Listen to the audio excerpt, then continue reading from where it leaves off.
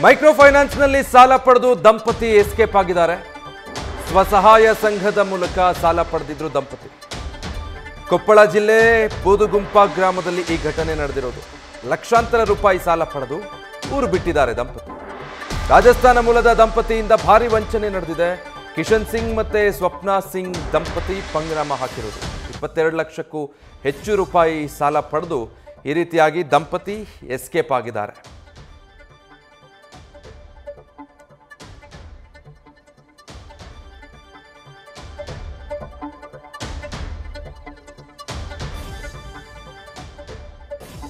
Details ಕೊಡ್ತಾರೆ ಈ ಬಗ್ಗೆ ರಾಜು. ಈಗ ನೂರಾರು ಕುಟುಂಬಗಳು ಫೈನಾನ್ಸ್ ಹಾವಳಿಯಿಂದ ನರಳುತ್ತಾ ಇವೆ. ಇಲ್ಲಿ ನೋಡಿದ್ರೆ ಕಿಲಾಡಿ ಜೋಡಿ ಫೈನಾನ್ಸ್ಗೆ ನಾಮ ಹಾಕಿ ಹೋಗಿದ್ದಾರೆ. ಏನಿದು ಪ್ರಕರಣ? ವಿಜಯ ವೀರಪ್ಪ, ನಿಜಕ್ಕೂ ಏನಂತಂದ್ರೆ ಕೊಪ್ಪಳದ ಗಂಗಾವತಿ ತಾಲೂಕಿನ ಏನು ಬೂದುಗುಂಪ ಒಂದು ಗ್ರಾಮ ಬರುತ್ತೆ. ಇಲ್ಲಿ ಕಿಶನ್ ಸಿಂಗ್ ಮತ್ತು ಸ್ವಪ್ನಾ ಸಿಂಗ್ ಏನವರು ಏನಂತಂದ್ರೆ ಇವರು ಐಸ್ ಕ್ರೀಮ್ ಮಾಡ್ತಿದ್ರು. ಐಸ್ ಕ್ರೀಮ್ ಒಂದು ವ್ಯಾಪಾರವನ್ನು ಇಟ್ಕೊಂಡಿರ್ತಾರೆ ದಂಪತಿಗಳು. ಸೊ ಐಸ್ ಕ್ರೀಮ್ ತಿನ್ನಿಸಿ ಇಲ್ಲಿ ನೈಸ್ ಮಾಡಿ ಏನು ಮಹಿಳೆಯರನ್ನ ರಮಿಸಿ ಒಂದು ಗುಂಪಿನಲ್ಲಿ ಅಂದ್ರೆ ಹಲವಾರು ವಿವಿಧ ರೀತಿಯ ಮೈಕ್ರೋ ಫೈನಾನ್ಸ್ ಗುಂಪುಗಳು ಇರ್ತವೆ. ಆ ಗುಂಪುಗಳಲ್ಲಿ ಸುಮಾರು 22 ಲಕ್ಷಕ್ಕೂ ಹೆಚ್ಚು ಹಣವನ್ನು ಏನಂದ್ರೆ ಮಹಿಳೆಯರ ಹೆಸರು ಮೇಲೆ ಸಾಲ ಪಡೆದು ಇವ್ರೇನಂದ್ರೆ ಈಗ ದಂಪತಿಗಳು ಮಕ್ಕಳೊಂದಿಗೆ ಪರಾರಿ ಆಗಿರ್ತಾರೆ, ಮನೆಗೆ ಬೀಗ ಹಾಕಿರ್ತಾರೆ. ಸೊ ಈಗ ಏನು ಇವರಿಗೇನು ಸಾಲಕ್ಕೆ ಒಂದು ಇವರು ಸಹಿ ಮಾಡಿರ್ತಾರೆ ಮಹಿಳೆಯರು, ಆ ಮಹಿಳೆಯರು ಇವತ್ತು ಕಣ್ಣೀರಿಡಂತಾಗಿದೆ. ಯಾಕಂದ್ರೆ ಒಬ್ಬೊಬ್ಬ ಮಹಿಳೆ 1 ರಿಂದ 1.5 ಲಕ್ಷ 2 ಲಕ್ಷವರೆಗೆ ಇವರಿಗೆ ದಂಪತಿಗಳಿಗೆ ಕಿಶನ್ ಸಿಂಗ್ ಮತ್ತು ಸ್ವಪ್ನ ಸಿಂಗ್ ದಂಪತಿಗಳಿಗೆ ಕೊಡಿಸಿರುವಂತದ್ದು.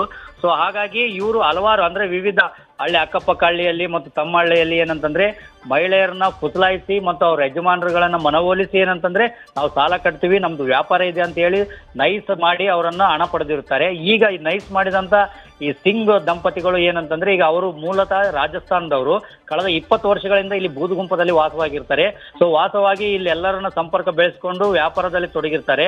ಸೊ ಐಸ್ ಕ್ರೀಮ್ ವ್ಯಾಪಾರದಲ್ಲಿ. ಸೊ ಎಲ್ಲಾ ಮಹಿಳೆಯರು ಇವರು ನಂಬಿ ಕೊಡಿಸಿದ್ದಾರೆ. ಸುಮಾರು 20ಕ್ಕೂ ಹೆಚ್ಚು ಮಹಿಳೆಯರು ಏನಂತಂದ್ರೆ ಇವರಿಗೆ ಒಂದು ಹಣ ಕೊಡಿಸಿ ಇವತ್ತು ಏನಂದ್ರೆ ಕಣ್ಣೀರಿಡುವಂಥದ್ದು. ಈಗಾಗಲೇ ಅಂದ್ರೆ ಕಳೆದ 2 ತಿಂಗಳಿಂದ ಕೂಡ ಪೊಲೀಸರಿಗೆ ಗಮನಕ್ಕೆ ತಂದು ಕಂಪ್ಲೇಂಟ್ ನೀಡಿದ್ರು ಕೂಡ ಪೊಲೀಸಲ್ಲಿ ಇದು ಯಾವುದೇ ಪೊಲೀಸ್ ಠಾಣೆ ಅಂದ್ರೆ ಮುನ್ರಾಬಾದ್ ಪೊಲೀಸ್ ಸ್ಟೇಷನ್ನಲ್ಲಿ ಯಾವುದೇ ರೀತಿ ಪ್ರಕರಣ ದಾಖಲಾಗಿಲ್ಲ. ಇದು ನಮ್ಮ ವ್ಯಾಪ್ತಿಗೆ ಬರಲ್ಲ, ನೀವು ಕೋರ್ಟ್ ಮುಖಾಂತರ ಹೋಗ್ಬೇಕು ಅನ್ನೋ ರೀತಿಯಲ್ಲಿ ಅವರಿಗೆ ಏನಂತಂದ್ರೆ ಪೊಲೀಸರು ಸಲಹೆ ನೀಡಿರುವಂತದ್ದು. ಹಾಗಾಗಿ ಇವಾಗ ಏನ್ ಮಾಡಬೇಕು ಅನಿವಾರ್ಯ. ಯಾಕಂದ್ರೆ ಫೈನಾನ್ಸರ್ ಅವ್ರಿಗೆ ಹಣ ಕಟ್ಟೋದಕ್ಕೆ ಹಣ ಕಟ್ಟಲೇಬೇಕು. ಯಾರ ಹೆಸರ ಮೇಲೆ ಹಣ ಪಡೆದಿರ್ತಾರೋ ಅವ್ರು ಹಣ ಕಟ್ಟಬೇಕಾಗತ್ತೆ, ಅದು ಅನಿವಾರ್ಯತೆ ಇರ್ತಾರೆ. ಫೈನಾನ್ಸರ್ ಕೂಡ ಅವ್ರಿಗೆ ಬಿಡೋದಿಲ್ಲ, ಕಿರುಕುಳ ನೀಡುವಂತ ಕೆಲಸ ಮಾಡ್ತಾ ಇದ್ದಾರೆ. ಹಾಗಾಗಿ ನಮಗೆ ನಮ್ಮ ಸಾಲನೇ ಕಟ್ಟಕ್ಕೆ ಆಗ್ತಾ ಇಲ್ಲ. ಈಗ ಅವ್ರಿಗೆ ಕೊಡಿಸಿ ಸಾಲ ಕಟ್ಟೋದು ನಮ್ಗೆ ಈಗ ಸಾಕಷ್ಟು ಕಷ್ಟವಾಗಿದೆ ಅಂತ ಹೇಳಿ ಈಗ ಮಹಿಳೆಯರು, ಆ ಗ್ರಾಮದ ಮಹಿಳೆಯರು ಕಣ್ಣೀರಿಡುವಂತದ್ದು. Vijay Veerappa, thank you Raju.